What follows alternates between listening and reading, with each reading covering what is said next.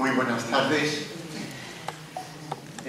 Hoy yo creo que estamos de enhorabuena en el centro por conseguir que viniera con nosotros pues la que os va a hablar, y por lo tanto todos vamos a quedar extremadamente contentos, ya lo verán, porque esta conferencia yo se la oí en Salamanca, que nos la dio a unos 80 en total, que estábamos allí haciendo un curso, y realmente me encantó, de tal manera que la invité a que viniera aquí. Al principio me dijo que tenía muchas cosas, que no podría venir, pero después le dije, bueno, porque ella da clase en la Universidad de Comillas, y entonces tiene además, como ahora le voy a indicar, pues tiene una cantidad de actividades enormes. Entonces le dije, bueno, si tienes clase, quiere decir que en enero hay exámenes en la Universidad de Comillas, por lo tanto, en enero se podrá venir.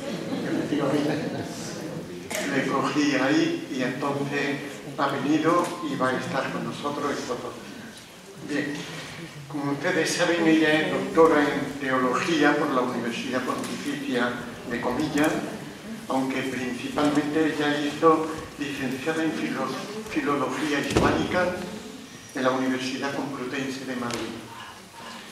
Después es profesora de Teología en la Universidad Pontificia de Comillas.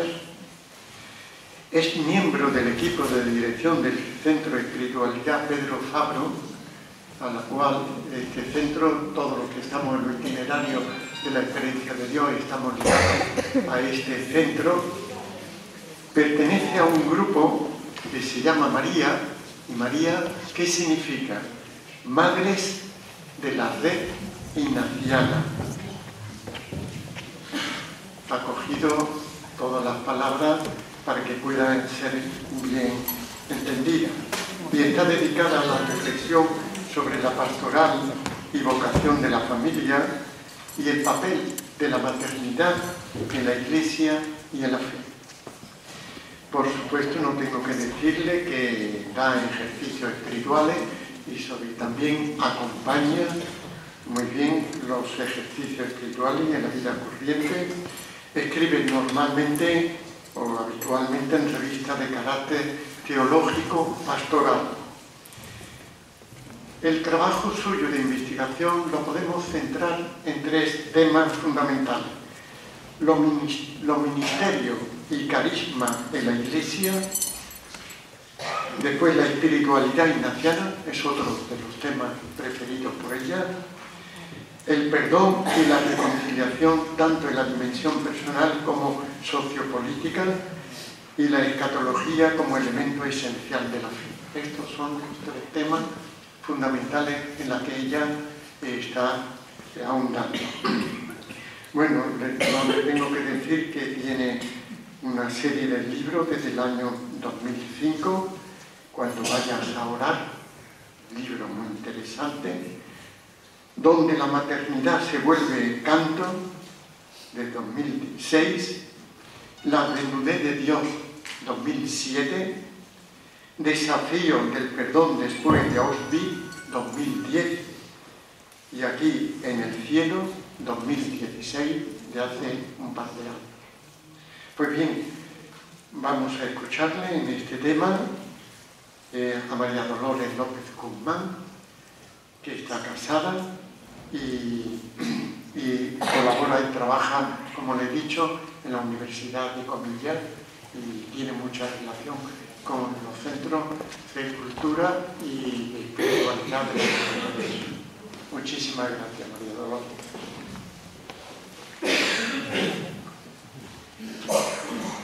Pues muchas gracias por la presentación y por la invitación. De hecho, estaba pensando que yo creo que hace más de 30 años que no venía por Córdoba, así que ha sido una buena ocasión para pisar vuestra tierra. Estoy encantada de compartir este rato con vosotros, y espero que mis palabras pues ayuden en algo, ¿no? Que a lo mejor simplemente sea ordenar un poco este mundo farragoso y poco agradable del dolor que siempre queremos queremos quitárnoslo de en medio. Y bueno, espero al final, bueno, la charla tendrá como dos partes, ¿no? Una primera en la que trataré de ordenar algunas ideas sobre discernir y acompañar el dolor y las heridas, las propias y de la gente que podemos tener cerca.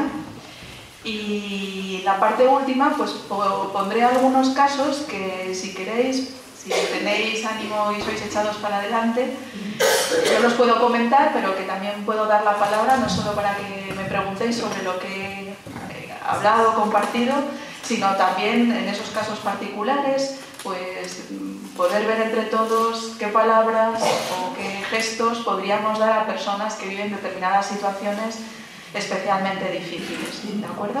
Entonces vamos a ir para adelante. El PowerPoint que he puesto simplemente es como un mero índice para así ayudar a seguir más o menos las palabras que voy a compartir. Entonces, a modo de introducción, un poquito, yo creo que hay que recordar, porque el tema del dolor y las heridas es un tema difícil, y el hecho de convivir con el dolor y con el sufrimiento, ya sea el propio, ya sea el de gente cercana o gente a la que nosotros nos acercamos expresamente porque queremos estar cerca de los que sufren, yo me atrevo a decir, y creo que no me equivoco, y pienso que me daréis la razón si digo que es uno de los grandes desafíos de la vida, una de las cosas más difíciles y uno de los retos que nunca se supera del todo. Uno nunca sabe, porque haya tratado mucho con el dolor, tratar a la siguiente persona a la que uno se acerca de una manera correcta, porque ya el dolor me lo sé. El dolor nunca nos lo sabemos porque siempre descoloca, siempre remueve, y si nos pilla cansados aún más nos aplasta un poco y nos puede hacer llorar. Con lo cual tenemos ya, al menos como para situar el tema, tomar conciencia un poco entre todos que convivir con el dolor y con el sufrimiento siempre cuesta, siempre es cansado, y es uno de los grandes desafíos de nuestra existencia, ¿no?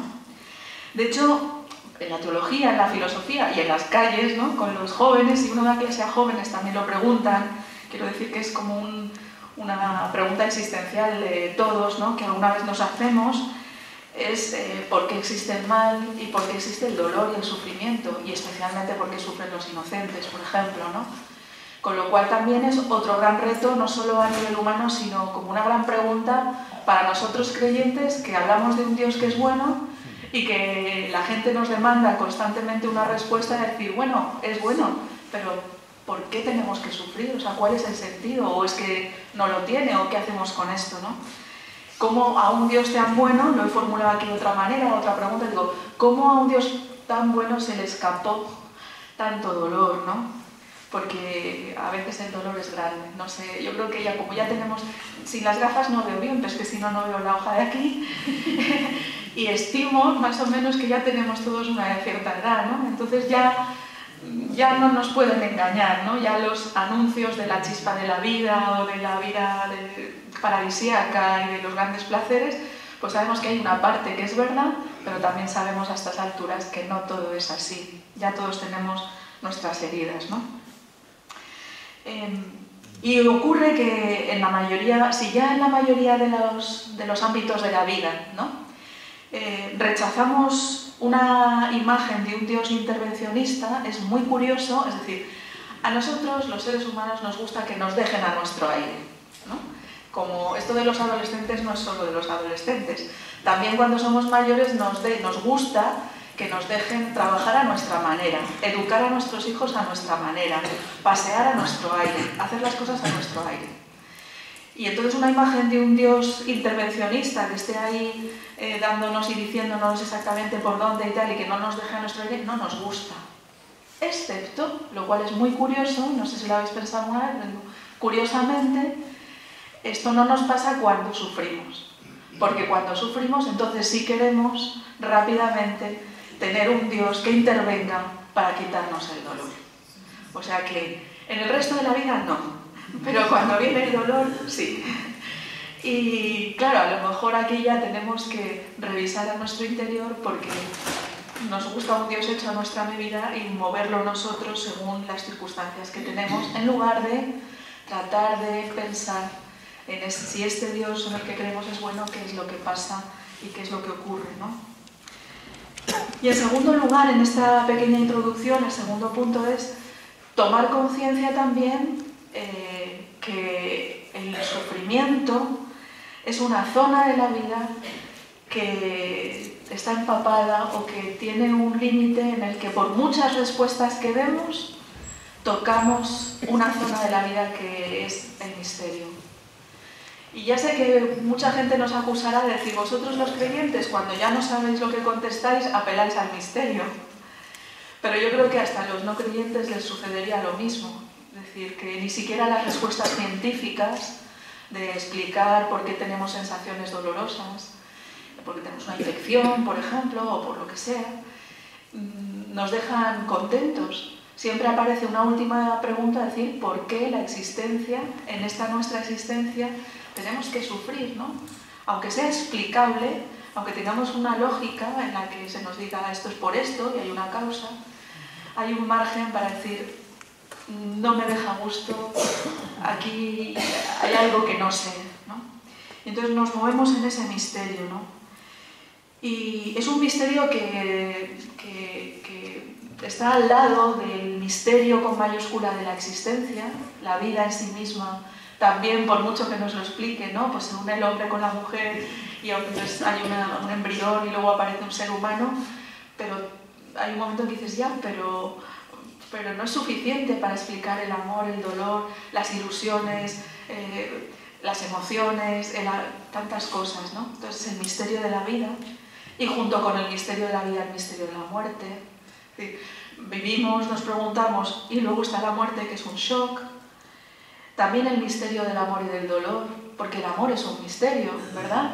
Yo creo que a veces lo vivimos con mucha naturalidad, porque es un anhelo común para todo ser humano, pero al mismo tiempo el amor es el misterio de la gratuidad y de ese milagro de coincidencias de dos personas que recíprocamente tienen una chispa y se quieren, o el misterio de que aunque el otro no te quiera, tú sigas queriendo, o que alguien te diga, pero esta persona no te conviene y tú sigues rezando por ella, o porque te ha hecho mal y tú sigues rezando por ella. Y eso tiene unas dosis de misterio enormes, ¿no? El amor es un misterio y el dolor es un misterio. Y el bien y el mal son un misterio también, ¿no? Es decir, que aunque yo ahora vaya a compartir una palabra de una cierta reflexión para intentar ayudarnos, a mí también, o que a mí me ayude también y me ayuda, intento a ajustar o convivir con estas zonas de la vida que tienen mucho de misterio, pero sin olvidar esa parte, ¿no? Que no hay una respuesta matemática exacta para ninguna de estas cosas que que en la existencia están, ¿no? Bueno, entonces doy el siguiente paso y voy a dar, antes de adentrarme en cómo discernir o qué pistas habría que tener en cuenta para discernir el dolor, el propio de la gente que tenemos cerca, quería primero dar o decir alguna palabra sobre lo que significa acompañar, ¿no? O estar cerca de personas que están sufriendo. Bien por vocación, digamos, pastoral, ¿no? Hay gente que decide estar cerca de aquellos que más lo necesitan y que viven situaciones dramáticas o situaciones de enfermedad, ¿no? En la pastoral, por ejemplo, de los hospitales, de la sanidad o de la salud, o en nuestra familia, ¿no? Estar cerca de nuestro padre, nuestra madre que están enfermos, o nuestros hijos que lo están pasando mal. Es decir, una gran multiplicidad de situaciones que seguro que de una forma u otra todos los que estamos aquí en la vida nos toca, o porque esas circunstancias nos eligen y son una sorpresa y tenemos que dar respuesta, o bien al mismo tiempo porque tenemos la iniciativa de querer estar cerca de ahí, ¿no? Entonces no es tan fácil acompañar ni estar cerca, y creo que merece la pena tomar conciencia también de lo que significa acompañar, ¿no? Porque por una parte parece que no necesita mucha explicación, porque acompañar es algo como muy sencillo, o aparentemente muy sencillo, ¿verdad? Lo he puesto ahí en 4 rasgos muy fáciles y muy claros, ¿no? que por una parte acompañar, como buscando sinónimos, podría ser acompañar es hacerse compañero. Los jesuitas son la compañía de Jesús, ¿no? Se hacen compañeros de Jesús. Entonces, acompañar es hacerse compañero del camino de otra persona. Significa estar cerca del otro, aproximarse, hacerse prójimo, tomar conciencia de que el otro es mi prójimo. Estar con el otro o estar junto al otro, no estar lejos. Y la cuarta formulación me gustaba porque significa estar vivo en la vida de los otros. Es decir, yo me hago presente y soy una presencia viva que tiene algo que decir, o que decir no, cuando digo de decir no me refiero solo a la palabra, porque a veces es mejor estar callados, pero sí que nuestra presencia está llamada a ser algo vivo en la vida del otro, que de alguna manera puede significar que el otro no esté solo y sepa que no está solo en su dolor. Y por eso somos presencias vivas, ¿no? Una forma de que el otro sepa que cuenta conmigo o que estoy con él, incluso aunque esté lejos, ¿no? Porque en esto del amor y de las cercanías y las distancias a veces no es una cuestión física, ¿verdad? Y hay gente que físicamente está a grandes y largas distancias, pero que su presencia es tan cercana o más que a otros que tenemos pegados a nuestro lado, ¿no? De alguna forma, yo creo que juntando estos cuatro significados que son muy cercanos, ¿no? Hacerse compañero, estar cerca, caminar junto o estar vivo. Yo creo que todos al final sabemos que esto de acompañar tiene mucho es algo que tiene connotaciones positivas, ¿no? Incluso para no creyentes, no hace falta darle una connotación religiosa, porque simplemente el hecho de estar cerca de otros y de acompañar o de estar con otros, pues yo creo que eso es agradable y tiene connotaciones positivas, ¿no? Pero a pesar de que tenga connotaciones positivas, hay un reto fundamental en esto de ser acompañante o ser compañero de camino en la vida de los otros.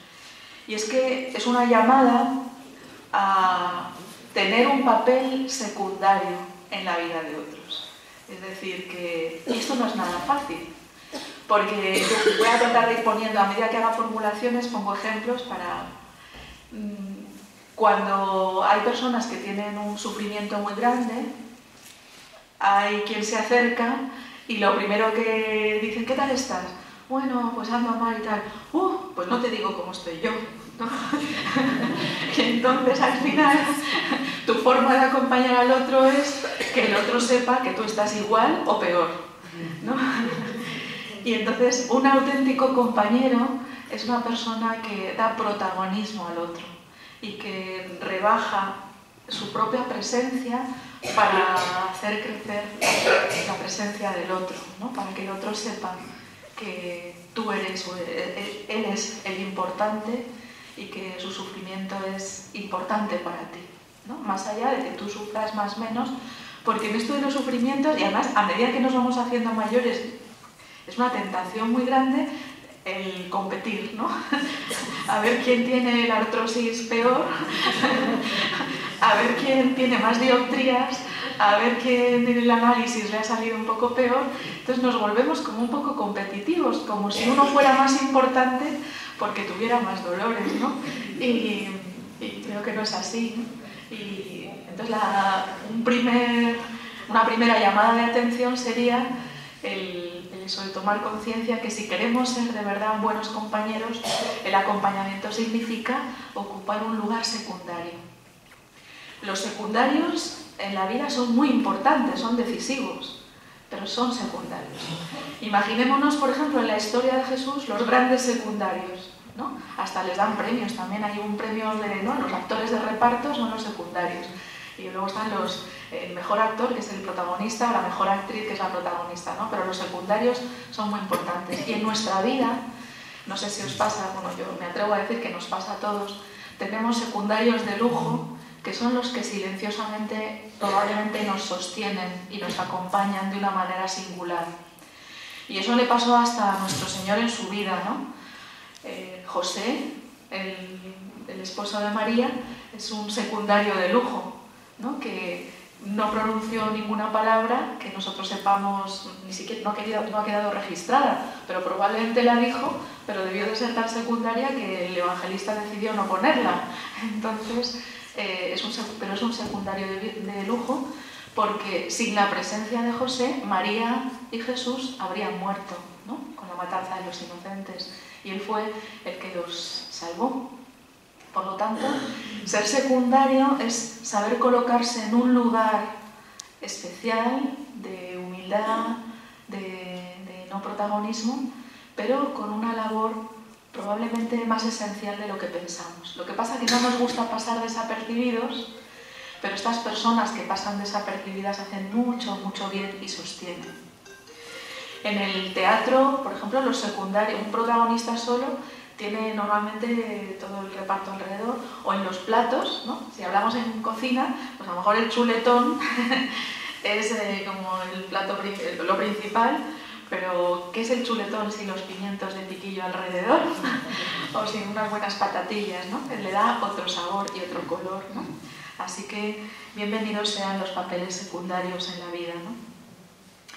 Esta delicadeza de lo que significa ser un secundario tiene que ver con un modo de presencia que a nosotros, los creyentes, nos ayuda a saber en qué consiste ese modo de presencia, porque al final es el modo de presencia de nuestro Dios. No solo de las presencias que acompañaron a Jesús en su vida, importantes y secundarias, como puede ser José u otros muchos, sino que Dios, el Padre también, el Espíritu, tienen un modo de actuar y acompañarnos en nuestras alegrías y en nuestras penas muy suave también, muy suave, ¿no? Entonces nuestra fuente de inspiración para saber cómo comportarnos con los otros, también en sus dolores, está en Dios, ¿no? Nuestro Dios es el que nos va a dar pistas de cómo actuar. Entonces, nuestro Dios actúa de forma delicada y es delicado, ¿no? Actúa de forma delicada y es, en esencia, delicado. Porque, aun siendo decisivo, sin nuestro Dios no habría resurrección, sin nuestro Dios no habría salvación, sin nuestro Dios no habría tantas y tantas cosas. Pero es curioso que, siendo decisivo para la vida del hombre, sin nuestro Dios no existiríamos, porque es el creador, sin embargo, nos dejó seguir siendo a nosotros protagonistas de nuestra historia. Esto ya es tremendo, si lo pensamos bien. O sea que Dios, siendo absolutamente necesario para que nosotros existamos, siendo absolutamente necesario para que nosotros podamos amar, resulta que nos deja a vivir y ser protagonistas de nuestra historia. Así que cuando le pidamos que actúe, nuestro Dios siempre va a actuar, siempre, porque es su modo de actuar desde los orígenes hasta hoy, dándonos el protagonismo a nosotros también en el modo de manejar nuestras heridas. Y segundo, Él es así. Es que no puede actuar de otro modo porque Él es así. Y así lo dice su nombre. Así lo dice su nombre. Si yo os preguntara cuál es el nombre de Dios, no sé cuál diríais que es, pero hay un nombre en el Antiguo Testamento que perdura en el Nuevo Testamento y que nos ayuda a entender lo que significa acompañar. Porque resulta, en el Antiguo Testamento hay un episodio clásico. ¿Os acordáis de cuando Moisés sube al monte y se encuentra con la zarza ardiendo, verdad? Y entonces en la zarza ardiendo se descalza y vosotros nos preguntáis alguna... Los textos bíblicos son muy curiosos, porque a veces hacen unas preguntas y unos gestos que uno dice, ¿y por qué precisamente pregunta eso? Y es que Moisés, lo primero que le pregunta a esa presencia extraña es, ¿cuál es tu nombre? Preséntate.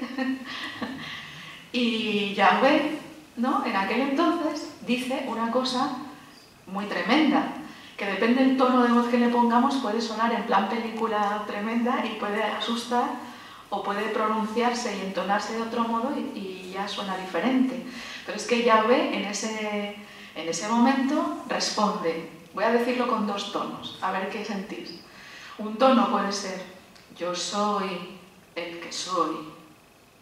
Y entonces uno se queda como sobrecogido. Pero también puede decir, yo soy el que soy. Suena diferente, ¿verdad? Y resulta que si uno intenta ir a los orígenes, a las fuentes, y estos textos bíblicos están en hebreo, resulta que en hebreo el verbo ser es el mismo que el verbo estar, ¿no? En español los diferenciamos, ser y estar. Pero en inglés, por ejemplo, el verbo to be significa ser y estar. Entonces, cuando Yahvé está diciendo yo soy el que soy, está diciendo yo soy el que está contigo. El nombre de nuestro Dios es el que está conmigo. Y vamos a dar un salto mortal al inicio del Evangelio y resulta que curiosamente cuando ocurre la anunciación, ¿no?, a María aparece el ángel Gabriel y que le dice a María, no temas María, alégrate, el Señor está contigo. Es decir, que le va a transmitir una noticia que va a poner a María en una situación tremenda, de mucho conflicto, que lo va a pasar mal, y lo que le dice es no temas, no te preocupes, el Señor está contigo. No le va a decir, te voy a quitar los problemas, porque de hecho lo que le va a anunciar a María es que le va a poner un problema. Pero le dice, no te preocupes porque el Señor está contigo, que es el nombre de Dios. Y resulta que después el ángel hace a María una faena monumental, porque si aquí supongo que aquí hay más madres y padres, ¿no? No solo yo. Y una de las grandes, me pongo el reloj para no pasar, para ser fiel al tiempo. Una de las ilusiones más grandes que tiene una mujer cuando se queda embarazada, ¿cuál es? Hacer listas de nombres y que es el lugar de discusión de toda familia que se precie, ¿no? Todo el mundo opina y a la madre y al padre les gusta decidir al final qué nombre ponen. Y curiosamente, porque los textos bíblicos son así, pues algo que a María le podría hacer ilusión, va el ángel Gabriel y le dice, tú le tienes que poner el nombre de Jesús. Y Jesús, ¿por qué? Porque en hebreo, en el mundo semita, el nombre contiene la misión principal de la persona. Y entonces le está diciendo el ángel a María que ese que va a estar en su vientre se llama Jesús, Yoshua, que significa Dios salva. O sea que le van a poner un problema a María, pero que no tiene que tener miedo porque Dios está con ella y además en ese problema, ese problemilla, va a ser Jesús, su hijo, que significa que la va a salvar a ella y a todos los demás. Y en el relato de Mateo resulta que a José, el ángel en sueños le dice que se va a llamar Jesús, pero recuerda la profecía de Isaías donde le dice que ese niño es el Emmanuel y se llama Emmanuel, es decir, Dios con nosotros. Luego, ¿qué quiere decir? ¿Qué nos está diciendo este texto? Que el niño se llama Jesús, es decir, Dios nos salva, porque ¿por qué nos salva Jesús? Porque Dios está con nosotros. Porque Dios nos acompaña. Dios no nos va a quitar los dolores y los sufrimientos de un manotazo, sino que Dios nos salva porque está con nosotros. Y esto es muy importante. Y esto luego si traéis a la memoria un texto de los más bonitos, es uno de mis favoritos, en Romanos 8, de San Pablo, que nos dice algo así. Voy a citar de memoria porque no lo he cogido, me viene ahora a la memoria. Dice, San Pablo nos viene a decir, no tengáis miedo. Si Dios está con nosotros, ¿quién contra nosotros?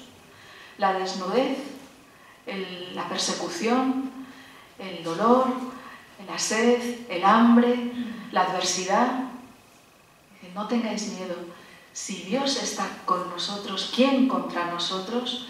porque nada, ninguna de estas circunstancias nos va a separar jamás del amor de Dios manifestado en Cristo Jesús. Luego, la salvación o el modo de situar el dolor no es quitarlo de en medio, sino cómo podemos convivir con él, porque hay algo que ningún tipo de dolor nos va a quitar jamás, que es el amor de Dios. Luego, si yo quiero aprender a estar cerca del dolor de otros o de mi propio dolor, lo que tendré que hacer es querer al otro y decirle: estoy contigo y yo te voy a seguir queriendo siempre, porque ninguna circunstancia va a hacer que yo te deje de querer. En el fondo, por ejemplo, las promesas matrimoniales de esto de yo te quiero a ti en la salud, en la enfermedad, en la pobreza, en la riqueza, todos los días de mi vida, es una expresión de lo que es el amor de Dios, ¿no? Es de esto mismo que acabo de decir, ¿no? Yo contigo siempre, ¿no? Contigo siempre. Y en esta forma de acompañar, esta forma de Dios en la que nos tenemos que inspirar, tiene que ver con que Dios es una compañía permanente y fiel, lo que acabo de decir. Dios está siempre. Aunque no lo veamos y a veces no lo podamos atrapar, una y otra vez la historia de Dios con nosotros es que Dios está diciéndonos una y otra vez: Dios está contigo. No lo dudes, sigue adelante, Dios está contigo. En segundo lugar, es una presencia que tiene Dios para nosotros en las situaciones de sufrimiento. Su palabra siempre es una expresión, es una palabra de autoridad. Al final, ¿qué hizo Jesús en su vida? Simplificando, pero es así de auténtico, dos cosas. Porque al final Jesús hizo dos cosas. Y de hecho los evangelios están agrupados como en bloques.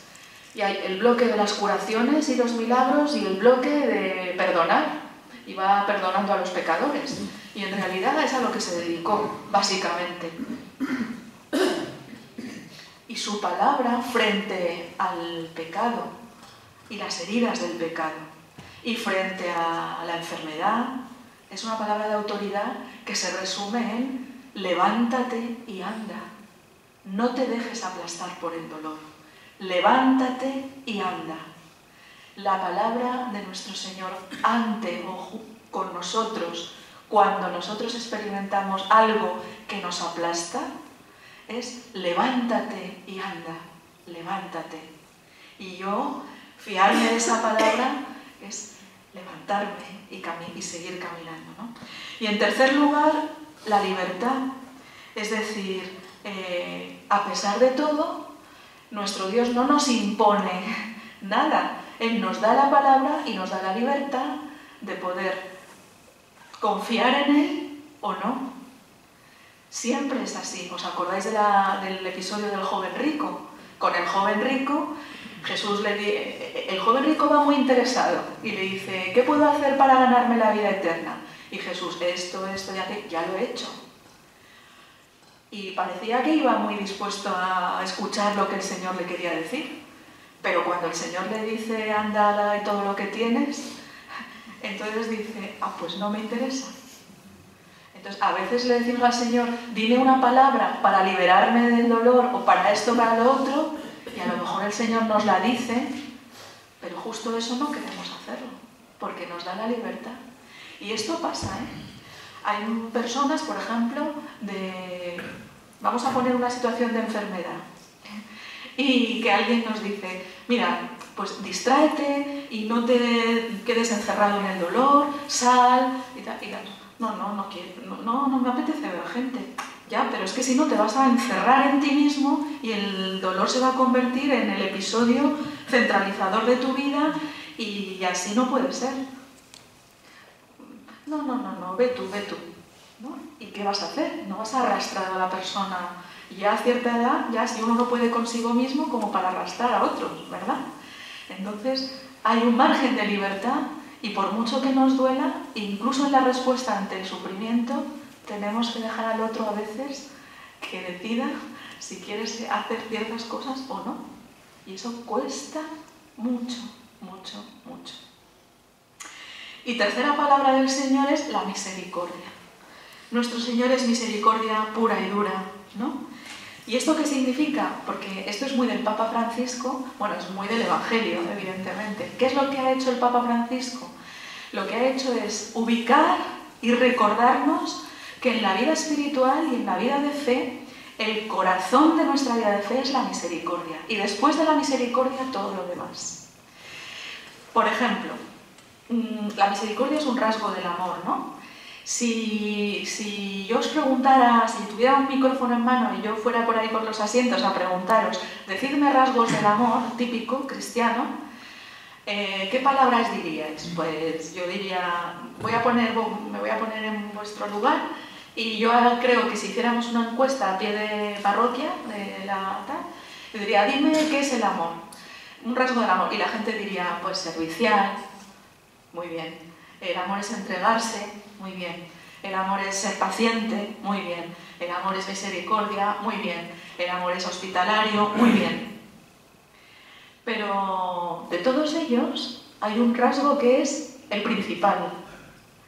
Si yo dibujara, ¿os acordáis del símbolo de la Trinidad? Que son estos 3 círculos, ¿no? Hay la Trinidad en plan simbólico, matemático, esquemático, son estos 3 círculos, ¿no? Y estos 3 círculos tienen un punto de intersección, ¿no? Bueno, pues todos esos rasgos del amor, la paciencia, el servicio, la entrega, la escucha, no sé, todo esto, lo pondríamos alrededor, dentro de todos los 3 círculos, pues a lo mejor uno más en el Padre, en el Hijo otro poquito tal, en el Espíritu otro poquito. Pero en el punto de intersección de los 3 círculos, el corazón, la palabra que hay que poner es la misericordia. Esa es la palabra, eso es el corazón de Dios, que es lo que ha recordado el Papa Francisco. ¿Y esto qué significa? Que de todos los rasgos y matices del amor, todos los rasgos tienen que estar empapados de misericordia. La paciencia tiene que ser misericordiosa, la entrega tiene que ser misericordiosa. Las 3 personas de la Trinidad laten al ritmo de la misericordia. ¿Y qué es la misericordia? La misericordia es el amor especialmente sensible e inclinado precisamente al sufrimiento. Precisamente al sufrimiento. Y a 2 tipos de sufrimiento. Tiene como 2 iconos. Uno sería un corazón inclinado que atiende especialmente a la gente que está viviendo situación de necesidad y de penuria, fruto de la injusticia, y el icono por excelencia es el del buen samaritano. Y otra inclinación propia de la misericordia es estar cerca del dolor y del daño de las heridas, fruto del pecado y del mal. ¿Cuál es el icono por excelencia? El hijo pródigo. Esas son las 2 imágenes que expresan la misericordia de Dios, ¿no? Entonces, claro que Dios es un Dios que acompaña y que sabe acompañar, porque su vocación y su modo de ser es estar cerca del sufrimiento y sea fruto del pecado, de cuando alguien nos ha ofendido y nos ha hecho daño y nos ha golpeado, o fruto de circunstancias de la injusticia, de penurias o de lo que sea. Nosotros entonces no podemos sustituir a Dios, y solo Dios puede ser ese compañero con mayúscula, pero sí podemos ser canales de la misericordia de Dios y hacer que en la vida de otros se haga un poquito más visible, ya que a veces Dios es invisible, ¿verdad? Se haga un poquito más visible y se haga carne esa misericordia de Dios. Ahora bien, para poder discernir y saber cómo acompañar, tenemos que distinguir el modo de acompañar nosotros a otros es distinto según el tipo de relación. Hay una forma de acompañar en la que las relaciones son simétricas, ¿no? En igualdad de condiciones, digamos, ¿no? Por ejemplo, en la relación conyugal, el marido y la mujer, en su forma de acompañarse en las penurias, pues están en el mismo lugar, en el mismo plano. Y entonces mi palabra hacia mi marido es de un tipo, están en un plano muy horizontal, ¿no? Pero hay otros planos que son asimétricos y que tienen que ser asimétricos. Que algo sea asimétrico no es negativo. Nuestra sociedad huye y es alérgica a las relaciones asimétricas, ¿no? Porque como todo es muy democrático, creemos que lo democrático es estar siempre de tú a tú. Pero los hijos con los padres es una relación asimétrica. Y mi palabra tiene un valor y la de mis hijos tiene otro. Importantes los dos, pero asimétrico. Y si yo hago acompañamiento espiritual, si alguno de los que estáis aquí acompañáis ejercicios o sois acompañantes espirituales, el acompañamiento espiritual implica una relación asimétrica, ¿no? Y eso es importante mantenerlo. Las cosas asimétricas tienen una hermosura y una belleza especial. Por ejemplo, como los bonsáis, ¿no? Los bonsáis tienen formas muy raras, pero tienen un punto de equilibrio donde cuando cada uno está en su lugar y en su rol, las cosas van bien, ¿no? Y requiere el acompañamiento espiritual, por llevarlo un poco al terreno un poco específico del acompañamiento espiritual, requiere de una persona el conocer los movimientos interiores, porque esto del dolor despierta muchos movimientos interiores, nos revoluciona. En la vida espiritual normalmente estamos tranquilos y bien hasta que algo nos duele. Y cuando algo nos duele, todo se descoloca. Y entonces un acompañante, un compañero de camino, alguien que quiere acompañar procesos espirituales donde hay situaciones de dolor, tiene que conocer cómo el dolor despierta y revoluciona a la persona. Tiene que ser un facilitador, tiene que saber consolar, el oficio de consolar, tiene que alentar el descubrimiento de Dios y saber dirigir la mirada del otro para que descubra la presencia de ese Dios que está junto con él, ¿no? Tiene que conocer las diferencias entre los hombres y las mujeres, porque vivimos el dolor de una forma distinta y la formulamos de forma diferente. Tiene que saber clarificar situaciones, tiene que ser consciente, uno que acompaña tiene que conocer la realidad. Y no es tan fácil saber cuál es la verdadera realidad. Si no tenemos una buena conciencia, un buen conocimiento de cuál es la realidad y qué lugar ocupa el sufrimiento y el dolor en la vida, no podremos acompañar a otros, ¿no? Si alguien me viene, es que de verdad, es que mi madre, es que no puedo con ella, porque es que me angustia, porque es que es depresiva y está todo el día y no sé cómo acompañarla, y el acompañante le dice, sí, te comprendo, hasta ahí bien, pero mira, lo que tienes que hacer, cuando alguien te dice lo que tienes que hacer, ya no lo escuchéis, porque nadie sabe exactamente lo que hay que hacer. Y si no conoce bien lo que significa una relación materno-filial y te dice, tú lo que tienes que hacer es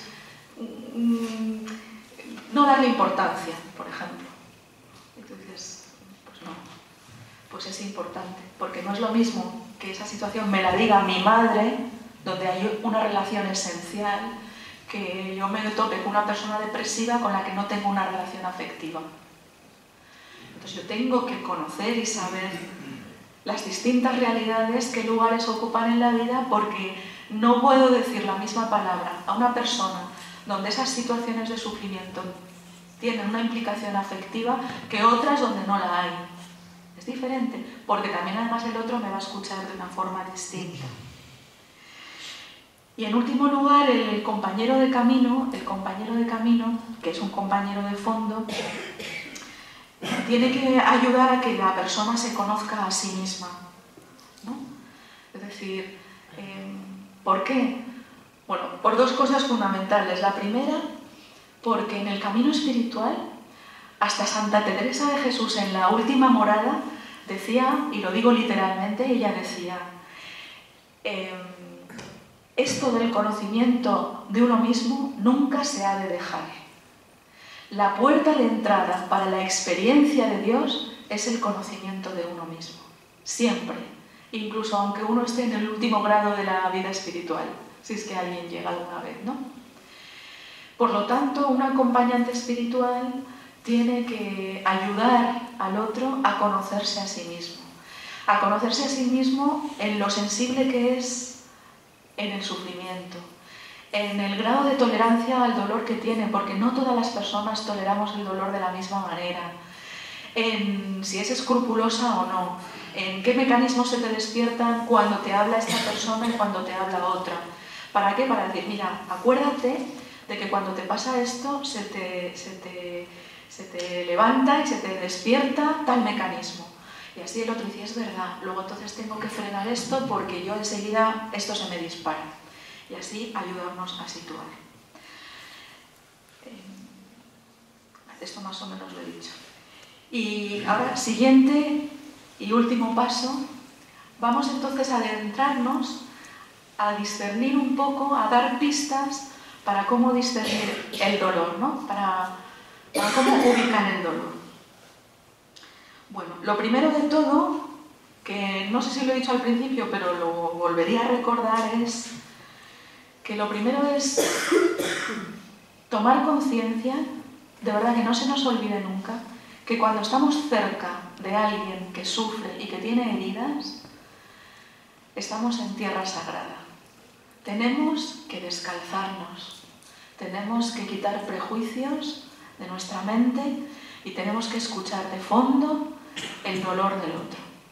Nos parezca una tontería, porque hay veces que puede que sean tonterías, o nos parece más importante, las heridas más menos importantes del otro son zonas donde el otro está vulnerable, donde el otro se nos manifiesta en su más pura fragilidad y por tanto nos tenemos que descalzar. Y tenemos que desarrollar 3 actitudes fundamentales. La primera es la prudencia. Es mejor pecar de menos que de más. Es mejor pecar de silenciosos o quedarnos cortos en palabras que largos en el hablar, ¿no? De ser muy dados a... ¿no? Ser prudentes. Y ser prudentes también para acoger en silencio el dolor del otro y para no ir contando las intimidades del dolor de los otros. Entonces, cuando uno acoge el dolor, acoge la intimidad del otro. Y eso es sagrado también, ¿no? Esto de ir contando para... A veces nos gusta hacernos importantes porque sabemos muchas cosas de los otros y manejar la intimidad de los otros es tener información privilegiada. Y entonces uno sabe que el otro no va contando ciertas cosas a todo el mundo. Entonces uno se siente importante y entonces uno... pues cuando alguien te dice, ¿sabes que fulanita no sé? Pues yo ya lo sabía, es que hay, ¿no? Es todo, porque si no te hace quedar mal. Entonces es mejor hacer como que uno no lo sabe. Es mejor guardar las cosas en el corazón. Es mejor pecar de prudencia que no. Es una de las grandes virtudes, ¿no? Están las virtudes teologales de esperanza, caridad, pero de las cardinales, una de ellas es la prudencia. Segunda actitud importante es la humildad. La humildad. ¿Por qué? Pues por muchas razones, pero no tenemos la capacidad de quitar el dolor a los otros. Y esto es muy difícil de vivir, ¿no? Seguro que todos los que estamos aquí hemos experimentado alguna vez el dolor, a su vez, de que alguien especialmente querido está sufriendo y no podemos hacer nada. No podemos hacer nada, excepto estar. Y ya nos gustaría tener la varita mágica de decir al dolor, vete de aquí, ¿no? Pero no podemos, no podemos. Y entonces eso nos hace y nos recuerda que somos criaturas y que lo que nos toca es simplemente estar. Podemos decirlo como simplemente estar o podemos decir nada más y nada menos que estar, que es muy difícil. Porque en las situaciones dolorosas, como el dolor es algo desagradable y como uno no sabe qué decir, al final uno a veces opta por huir, ¿no? Como no sé qué decir, pues yo pues me voy, porque no sé muy bien ni cómo estar, me siento tan torpe que me voy, ¿no? Y lo desagradable, ante lo difícil y lo incómodo, hay una reacción humana que es salir corriendo.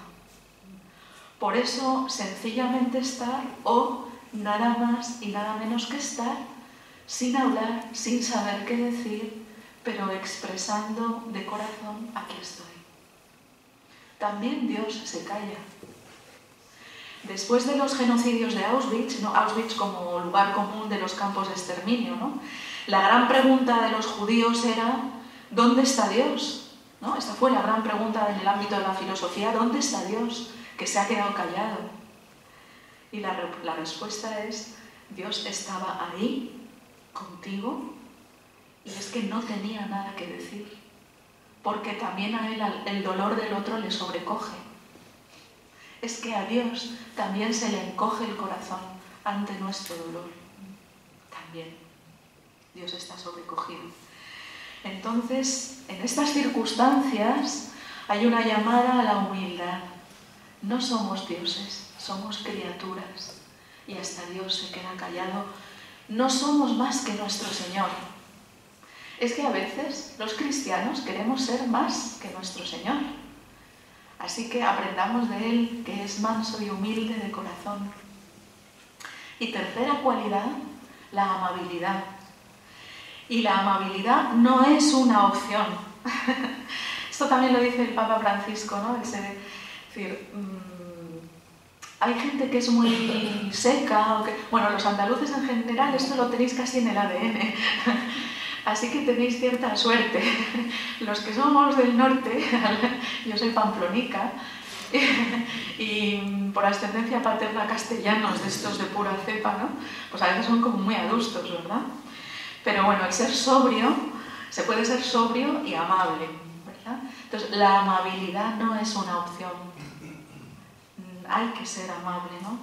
Estamos llamados a ser amables y mucho más ante el dolor del otro, ¿no? O junto al dolor. Además, tenemos que ser conscientes de que si queremos, como nuestro Señor, no huir del dolor, sino hacernos presentes en él, ese dolor nos va a remover sí o sí. Sí o sí. Es decir, que esto es tremendo, porque si creemos que tenemos la varita mágica para quitar el dolor y va a ser que no, vamos a experimentar frustración y además, si tenemos cierta sensibilidad para hacer parte del dolor del otro algo nuestro, resulta que lo que vamos a añadir es dolor a nuestra vida y sufrimiento también. Pues vaya fe que tenemos, ¿verdad? Que nos complica la vida. Pero es que tenemos una fe que, a diferencia de otras, por ejemplo, en el budismo, esta imagen del monje budista del nirvana y de la felicidad, ¿no? Que es como el pacífico, es que ellos lo que intentan hacer es rebajar el deseo y las expectativas vitales, rebajar los deseos para rebajar el sufrimiento. Entonces así uno experimenta menos sufrimiento y puede estar más feliz. Los cristianos tenemos otra posición en la vida, porque tenemos un Señor crucificado y tenemos un Dios que acompaña y que se hace presente diciéndonos a nosotros y a otros, yo estoy contigo en el sufrimiento. Luego nuestra vocación es mirar de frente el sufrimiento, no quedarnos en él, pero mirarlo de frente, no vamos a huir de él. Por lo tanto, nos complicamos la vida. Y claro, aquí la siguiente pregunta, pero esta es la respuesta total, intentaré decir algo mañana, porque se puede vivir y se puede sonreír y se puede estar alegres en el sufrimiento. Y la respuesta va a ser sí, pero la desarrollaré mañana. Porque así os dejo con la intriga y venís a verme también. Luego añadiremos sufrimiento. Tercero, nos va a obligar a estar atentos y vigilantes para que cuando estemos cerca de situaciones de dolor no apliquemos inmediatamente nuestras recetas caseras que nos han ayudado a nosotros, entonces las aplicamos a los otros. ¿Por qué? porque las personas vivimos el dolor de forma distinta, según las historias, según las sensibilidades. Y a veces lo que a mí me ha ayudado no es exactamente lo que le ayuda al otro. Por eso tenemos que rebajarnos nosotros mucho para escuchar más a los otros, ¿no? Y tenemos que no perder esa diferencia, ¿no? Somos distintos. Y tendremos que aprender a llorar con el otro. No es fácil llorar con el otro, ¿no? Aprender a llorar con el otro. Con lágrimas o no. A veces el corazón está llorando y las lágrimas no brotan y no salen, ¿no? Y quinto, y por último, no perder, no, el último de este punto, y me quedan 5 o 10 minutos, termino y pongo casos concretos, no olvidemos nunca que como acompañantes tenemos que ayudar al acompañado a que se haga siempre la siguiente pregunta, es decirle al otro: ¿a qué crees que Dios te está llamando en este momento de sufrimiento de tu vida? Fijaos que la pregunta no va a ser ¿qué significa este dolor? O ¿por qué Dios te ha traído este sufrimiento? Porque a esas preguntas nunca las podremos responder.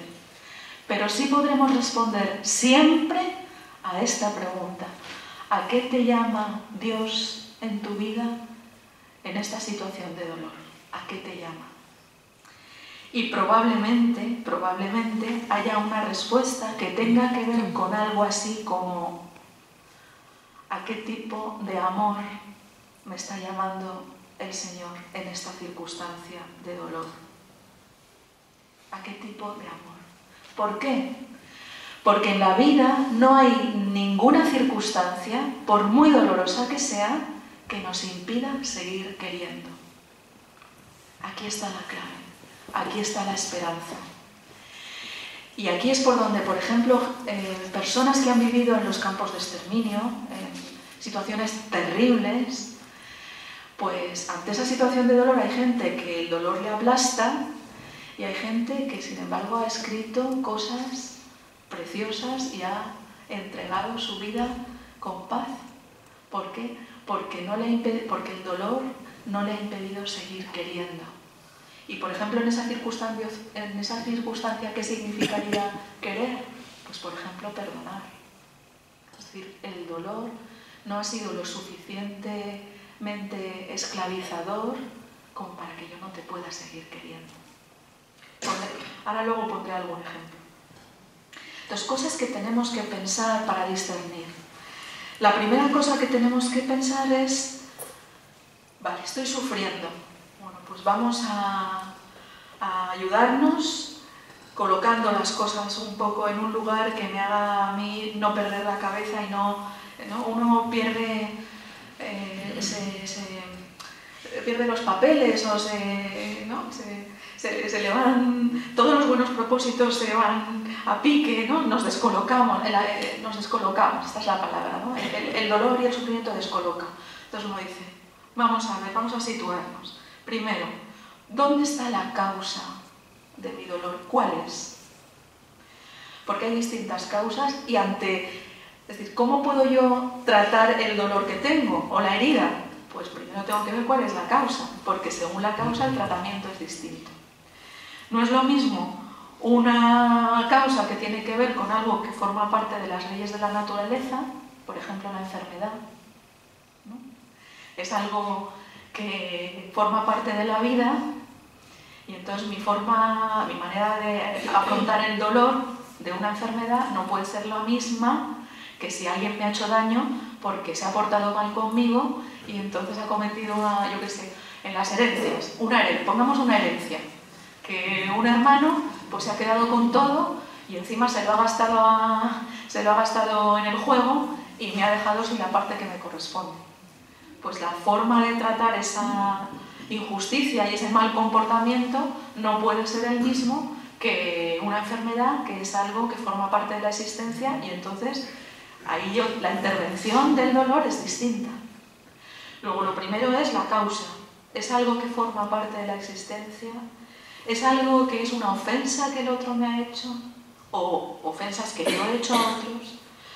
o son errores y es algo, esto es lo más difícil de vivir, ¿no? Yo colocaba aquí una pregunta. ¿Habéis visto la película del hijo del otro? ¿Alguien la ha visto? Es una película impresionante, voy a contar, no voy a destripar la película, solo os animo a verla.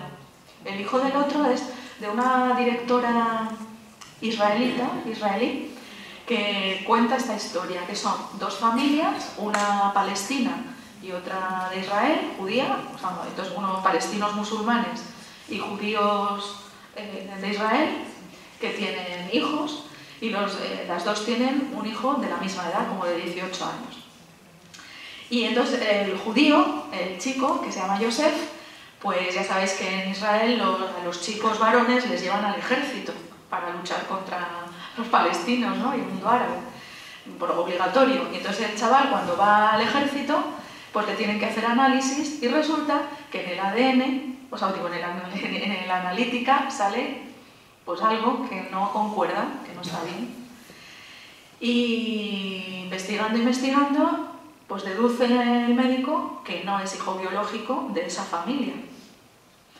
Y entonces empiezan a investigar y deducen por las circunstancias que en una situación de guerra, en la situación cuando la guerra o los enfrentamientos bélicos estaban más fuertes, en Haifa, pues en el hospital de campaña coincidieron dos mujeres, una judía de Israel y otra palestina, y hubo intercambio de bebés.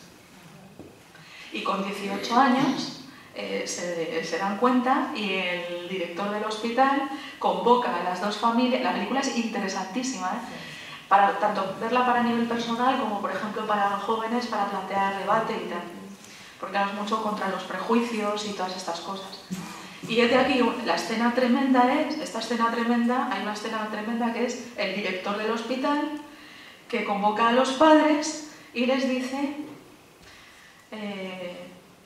siento comunicarles que el hijo que ustedes han criado no es el hijo biológico y que ha habido un intercambio, y desde mi condición de director, que yo no era el director del hospital entonces, les transmito mis más sinceras disculpas.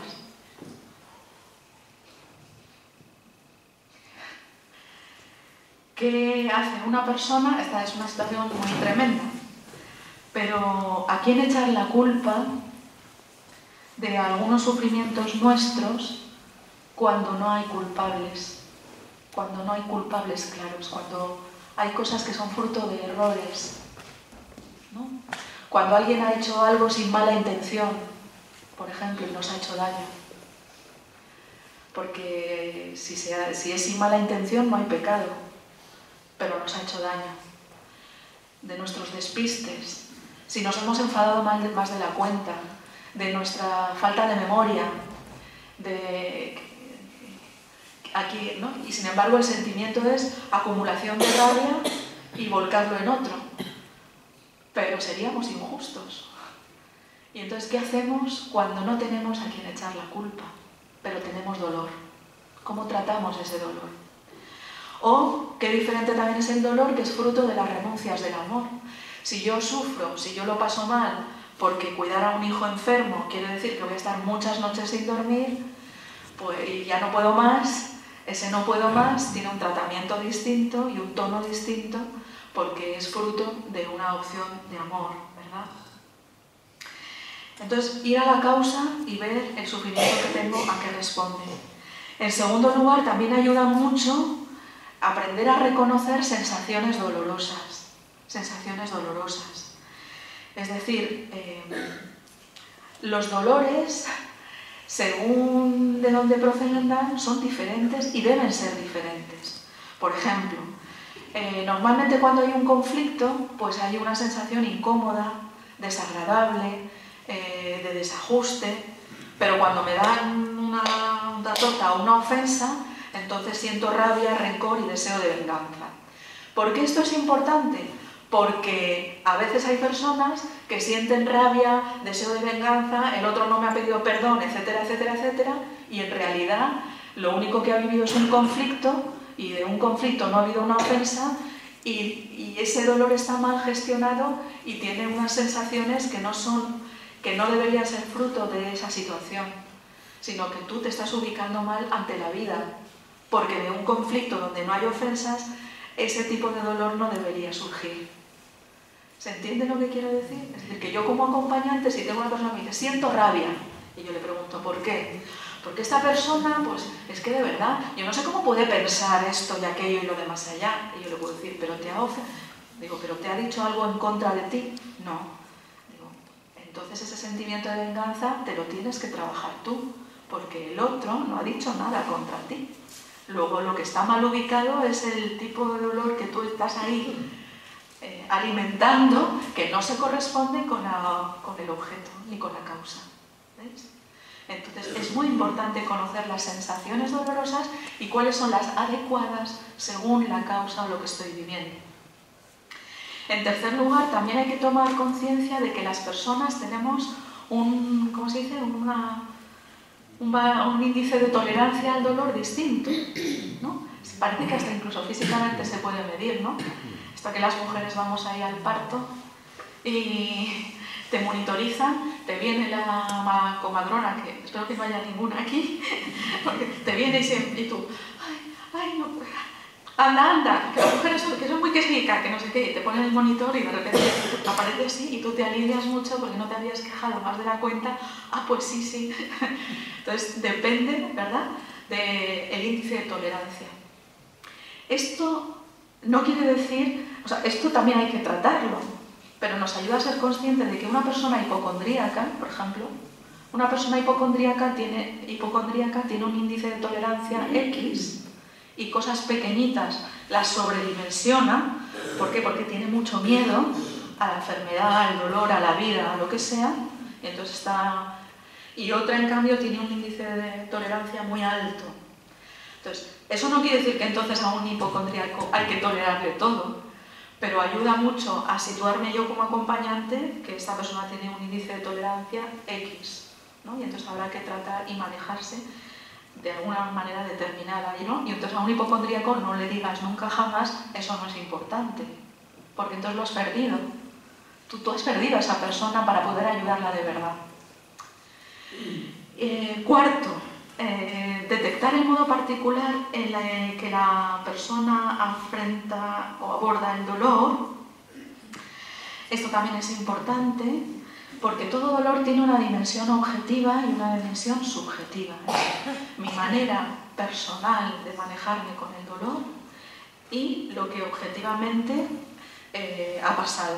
Hay gente, seguro que la conocéis, que le ocurre lo contrario que a un hipocondríaco, que se pone unas armaduras, ¿no? Se protege tanto que tú le preguntas ¿qué tal estás? Y siempre te dice yo estoy fenomenal, yo estoy muy bien. Cuando una persona te dice ¿qué tal? Fenomenal, fenomenal, y nunca te dice que está mal, malo. Y este es un tic que a veces tenemos los cristianos, porque como supuestamente tenemos que estar alegres en el Señor, pues parece que tenemos que ir de alegres por la vida. Pero al dolor hay que darle espacio en nuestra vida, porque hay tiempo para amar, hay tiempo para llorar y hay tiempo para estar alegres. Y la alegría del Evangelio es otra cosa, es un estado vital que está en el trasfondo de las tripas y que uno puede estar alegre aunque tenga lágrimas. Esto es muy importante. Entonces hay que dar espacio al dolor. No hay que tener miedo a la cruz y no hay que tener miedo a llorar. Y quinto, hay que aprender los tipos de heridas, muy importantes. Es decir, ¿cuáles serían tipos de heridas? No todas las heridas son iguales ni son de la misma naturaleza. Hay heridas que por su propia naturaleza van a cicatrizar pronto. Entonces, cuando no cicatrizan pronto, entonces uno como acompañante sabrá que hay que tratar algo con esa persona. Porque, si, por ejemplo, voy a poner ejemplos así, ¿vale? Caseros. Casado, la suegra. Tú estás educando a tu hijo y lo que más te puede molestar en el mundo es que tu suegra te diga y te opine si estás educando mal a tu hijo. La suegra lo sabe, porque entre las mujeres lo sabemos. Y entonces la suegra te dice con cierta intención: le estás cogiendo mucho al niño, le estás maleducando, y yo que tú no haría esto, ni aquello, ni lo de más allá, y tal, tal, tal. Y entonces me ha ofendido, me ha molestado, y además había intención de molestar. Y yo voy a casa y al marido, desde luego tu madre, porque hay que ver, porque el marido normalmente, ¿qué suele decir? Pues yo creo que no. No te lo ha dicho con mala intención. Si ella es así, que no, sí, no le des vueltas. Siempre te va a decir no le des vueltas. Y tú, pues no, porque esto, porque el otro, porque estoy harta, porque esto, porque el otro. Entonces, un día de dar vueltas está bien, 2 también. Pero que después de un año mi suegra me hace otra y entonces saco lo del pasado, lo del presente y lo del futuro, quiere decir que le estoy dando un espacio a ese tipo de ofensa excesivo. No se corresponde. Ese tipo de heridas, de comentarios, los hombres también hacen comentarios sueltos, lo que pasa es que este ejemplo me ha salido porque es muy típico. Pero este tipo de heridas deberían cicatrizar pronto, y si no cicatrizan pronto hay que tratarlo. Hay otras heridas que por el tipo que son nos van a supurar de vez en cuando. Y nos van a supurar de vez en cuando y no pueden cerrar del todo. Y tenemos que tener esto en cuenta. Por ejemplo, no sé, una amistad con la que yo he compartido todo, ¿no? Que ha sido mi amigo o mi amiga del alma, y he compartido intimidad y he compartido lo que sea. Y por causas X se rompe y me traiciona, yo qué sé. Incluso, por ejemplo, estoy recordando en la televisión, yo creo que ha habido algún caso de alguna persona famosa que incluso le has dejado en sus manos cosas de dinero y de repente pues te ha robado o te ha hecho algo y te descuadra totalmente, o sea, de repente te descuadra. Bueno, pues probablemente ese tipo de herida que te deja, que además te deja tocado en la confianza y te dificulta mucho volver a confiar en otros, esa herida podrá suavizarse, incluso podrá cicatrizar más menos, pero cuando nos la toquen o cuando otra circunstancia parecida en otras personas o en mí, o empiece a tener amistad con otro, de repente se salta el chip y me aparece otra vez el miedo, volverá a supurar. Volverá a supurar. ¿No? Con las heridas físicas ocurre, ¿no? Entonces hay heridas que supurarán de vez en cuando. Y son así, y tienen que ser así. Y si yo quiero ser una persona humana, estas heridas serán así. Y hay otras que estarán abiertas toda la vida. Y no podemos pedirle a nadie que se le tienen que cerrar. Porque si a una madre o un padre pierden a un hijo, sean circunstancias dramáticas, por ejemplo, como un asesinato, o ahora que tenemos el tema del niño, ¿verdad?, de Julen, que yo sepa todavía no había última hora, ¿verdad? Eso, pase lo que pase, eso no se puede olvidar jamás. Entonces yo como acompañante no le puedo decir al otro: no te preocupes, que todo va a ir bien. O no te preocupes, lo que tienes que hacer es olvidar y pasar página. No puedes decirle a unos padres que han perdido a un hijo que pasen página, porque lo que hay que hacer es ayudarles a vivir con una herida abierta. Y entonces la pregunta sería: ¿es posible vivir con heridas abiertas y ser feliz o estar alegre? Vamos a cambiar. Y la respuesta será: sí, es posible vivir con heridas abiertas y estar alegres en el Señor. Porque de hecho tenemos un Dios que tiene una herida abierta, que es el costado. A día de hoy todavía nuestro Señor tiene una herida abierta. Entonces la cuestión es cómo aprender a vivir con ciertas heridas que además es que tienen que estar abiertas, porque psicológicamente no se pueden cerrar. Os voy a ir ya contando casos concretos para ir cerrando. 5 minutos termino. Tuve yo un caso, por ejemplo, de una religiosa, como me permitís que no diga ni nombres, ni espacios, ni tiempos, ¿vale?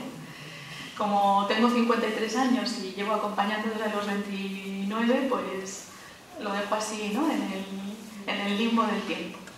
Una religiosa que la destinaron y estuvo en una zona de conflicto, de grandes conflictos, y presenció matanzas y a ella la violaron, ¿no? Cuando era joven. Cuando vino a estar conmigo era ya mayor que yo, digo, o sea, mayor. Y venía y la pobre me decía, lloraba, ¿no? Y me decía, fijaos qué cosa más tremenda, me decía, Doli, porque me llamo María Dolores, pero me llaman Doli, me podéis llamar Doli. Me decía, Doli, me siento muy mal porque no he perdonado. Y yo le decía, ¿por qué me dices eso? Y me contó, porque fui violada tal, y yo siento que no he perdonado a mi agresor. Y yo le dije, ¿por qué crees que no has perdonado? Y me dice, porque todavía, a día de hoy, de vez en cuando por las noches, me despierto con desasosiego, porque se me hace presente el rostro de mi agresor. Y me despierto desasosegada, ¿no? Con angustia. Y yo le dije, ¿tú crees que eso es que no has perdonado? Y me decía, no sé. Y yo le digo, pues te digo que no. Digo, ¿tú qué deseas para tu agresor? Y me contesta. Estos son ejemplos verídicos, ¿eh? Voy a poner los ejemplos verídicos. Me contestó. Desde el primer día yo estuve rezando, he rezado cada día de mi vida por él. Y entonces yo le contesté, tú has perdonado. Lo que no se le puede hacer encima a una víctima es ponerle ¿cómo se dice? Llevarle otra carga de que perdonar, por ejemplo, es olvidar. No es verdad. No es verdad. Porque en nuestra naturaleza no está la capacidad de controlar las sensaciones que nos pueden venir de forma espontánea. No está. Yo puedo trabajar la memoria, pero hay un margen de la memoria que no la puedo controlar. Entonces, en ese caso, fijaos qué cosa. Le dolía más a la pobre mujer pensar que no había perdonado que la agresión que había sufrido. Y había perdonado con creces. Y desde ese momento ya se sintió liberada, ¿verdad?